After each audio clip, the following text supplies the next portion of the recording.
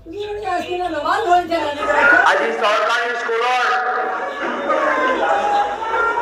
আজি শিক্ষকসকল আমাৰ ওচৰলৈ আহিছে, কৈছে কংগ্ৰেছে মাত মাতা, এটা এটা কৰি চৰকাৰী স্কুল বন্ধ কৰা গৈছে।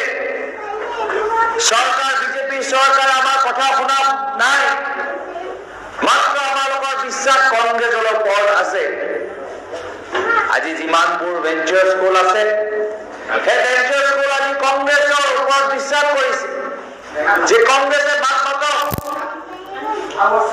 কংগ্ৰেছ চৰকাৰ দিনত কিমান ভেঞ্চাৰ স্কুল প্ৰভিঞ্চিয়েলাইজ হ'ল, কিন্তু আজিৰ তাৰিখত প্ৰভিঞ্চিয়েলাইজ হোৱাই নাই। চৰকাৰী স্কুল বন্ধ, বিভিন্ন শিক্ষকসকল আজি আত্মহত্যা কৰিবলৈ বাধ্য।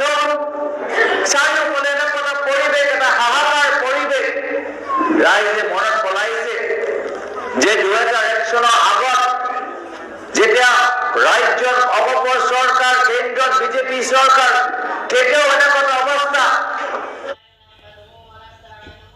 চৰকাৰী কৰ্মচাৰীসকলে ধৰ্ণা দি আছে, শিক্ষকসকলে দৰমহা পোৱা নাছিল, আৰু গোটেই পৰিৱেশটো সলনি হ'ল যেতিয়া 2001 চনত কংগ্ৰেছ চৰকাৰ আহিছে। আজি একে ইতিহাস ঘূৰি আহিছে।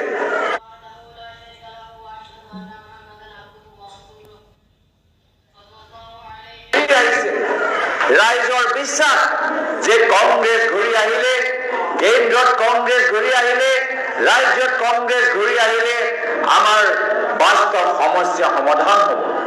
আজি শিক্ষকসকল আমাৰ ওচৰলৈ আহিছে, কৈছে কংগ্ৰেছে মাত মাতা, এটা এটা কৰি চৰকাৰী স্কুল বন্ধ কৰা গৈছে।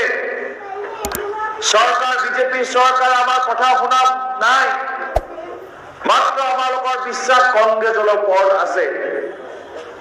আজি যিমানবোৰ ভেঞ্চাৰ স্কুল আছে, সেই ভেঞ্চাৰ স্কুল আজি কংগ্ৰেছৰ ওপৰত বিশ্বাস কৰিছে যে কংগ্ৰেছে মাত মাতক।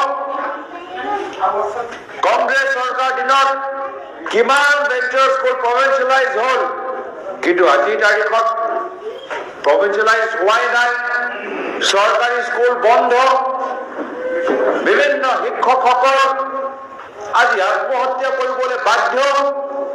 চাৰিওফালে এনেকুৱা পৰিৱেশ, এটা হাহাকাৰ পৰিৱেশ। ৰাইজে মনত পেলাইছে